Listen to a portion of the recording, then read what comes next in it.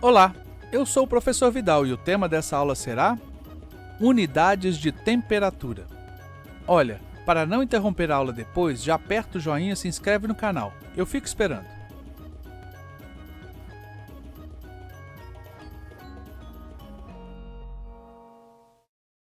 Um conceito mais correto de temperatura é bastante complexo, e nesse ponto do nosso estudo iria mais confundir do que ajudar.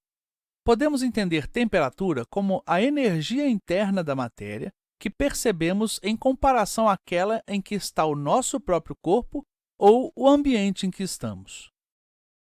Chamamos qualquer parcela de matéria de corpo.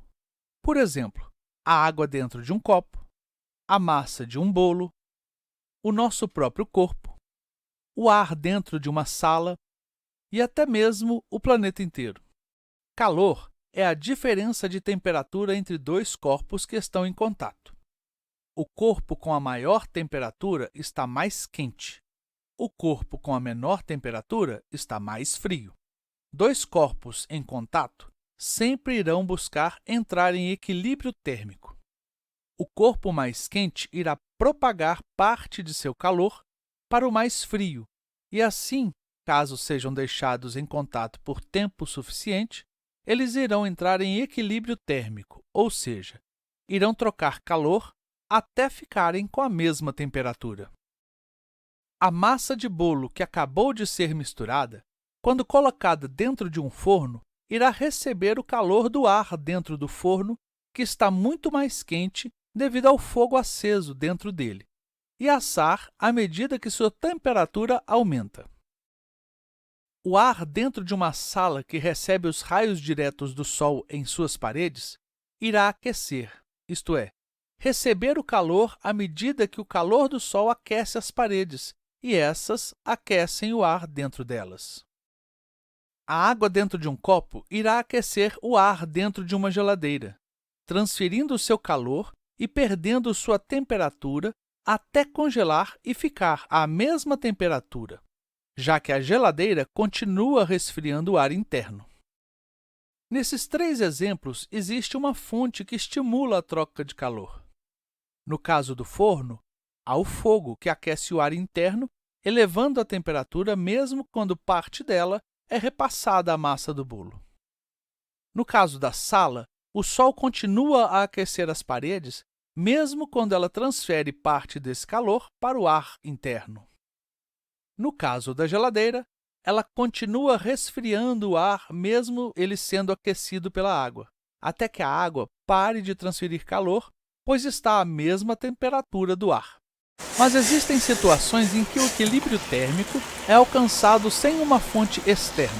Por exemplo, quando fazemos gelatina, é preciso misturar o pó de gelatina em água quente, pois isso facilita a mistura e depois de misturado o pó à água quente, acrescentamos a água fria, e a água, por ser fluida, se mistura, permitindo um grande contato entre a parte quente e a parte fria, entrando muito rapidamente em equilíbrio térmico. O resultado não será nem tão quente quanto a água que dissolveu o pó de gelatina, nem tão frio quanto a água gelada colocada depois.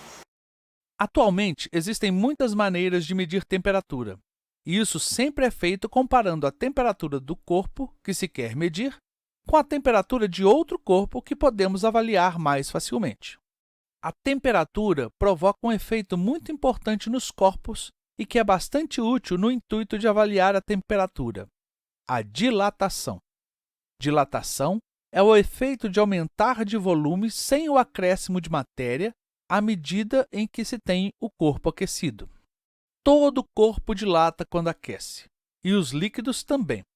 Assim, colocando um líquido em um tubo vertical, ele irá subir caso aqueça e descer caso resfrie. E esse movimento será maior caso o tubo seja bastante estreito. Esse é o princípio da maioria dos primeiros instrumentos usados na medida de temperatura. Esses instrumentos são chamados de termômetros. O astrônomo sueco Anders Celsius, que viveu entre 1701 e 1744, observou que o líquido em seu termômetro não mudava de altura quando colocado dentro da água que descongelava. e também quando a água fervia e se tornava vapor. Em 1742, ele publicou um trabalho onde citava esse fenômeno e utilizou essa característica da água para marcar uma escala de 100 partes entre esses dois pontos do termômetro. Chamou de 0 o ponto em que a água evaporava e de 100 o ponto em que a água congelava. Alguns anos depois, o botânico sueco Carolus Linnaeus e o fabricante sueco de instrumentos científicos Daniel Ekström decidiram trocar esses valores de lugar e construíram um termômetro como é usado até hoje, em que o 0 é a temperatura de congelamento e 100 é a temperatura de ebulição da água. Em 1948, durante a 9ª Conferência Geral de Pesos e Medidas, a escala conhecida como centígrada, porque centi vem de centesimal e grado vem de graus, foi oficialmente batizada como escala Celsius, em homenagem ao seu criador original. Por isso, dizemos que a água congela a 0 graus centígrados ou 0 graus Celsius. A abreviação dessa unidade é apenas a letra C, maiúscula, e para indicar que se trata de uma medida em graus, usamos uma bolinha sem o traço sublinhado entre o número e a letra. Assim temos o valor, grau e a unidade, que podemos dizer Celsius ou centígrados. Para temperaturas menores que a da água congelando, dizemos que são temperaturas abaixo de 0, e elas são numeradas do 0 para baixo. Assim, 10 graus abaixo de 0 será mais quente que 30 graus abaixo de 0. Pode parecer estranho dizer que 10 graus abaixo de 0 é mais quente. Porém, os moradores do norte do planeta, onde o gelo e a neve dominam todo o ambiente, preferem se esconder do frio dentro de tocas feitas de gelo do que em barracas ou tendas de tecido, porque o gelo é mais denso e isola melhor a temperatura, e é melhor ficar aquecidos a 0 graus, ou mesmo 10 graus abaixo de 0, dentro de uma toca de gelo, do que do lado de fora, onde a temperatura é de 30 graus abaixo de 0, podendo chegar até mesmo a 40 graus abaixo de 0. Existem outras escalas de temperatura.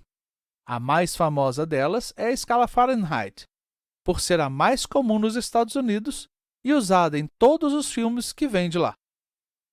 É super estranho escutar o médico falando que o paciente está com 102 graus de febre. Se fosse em graus Celsius, o paciente já estaria morto e esturricado a essa temperatura. Mas a escala mais comum no mundo é a escala Celsius mesmo. No Brasil, é a única que usamos no dia a dia. Existe, porém, uma escala de temperatura chamada escala Kelvin.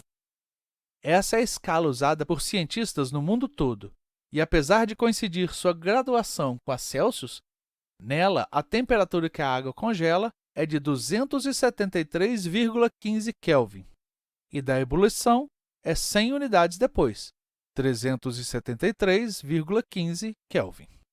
Uma diferença importante: na escala Kelvin não se usa o termo grau. Então, quando você está com febre, não dizemos 312 graus Kelvin. É apenas 312 Kelvin. Então, agora o que falta é o exercício para vocês. E se não fizer, não pode dizer que aprendeu mesmo, hein? E antes que você esqueça de novo, aproveita que acabou e aperta o joinha. Depois se inscreva no canal para receber as notificações das próximas aulas. Aproveita e compartilha essa com os amigos. Vou deixar esse quadro um tempo parado no vídeo para você copiar. Se não der tempo e precisar, aperte o pause. Se tiver dúvidas, pode perguntar nos comentários abaixo, que eu sempre respondo. Bom estudo!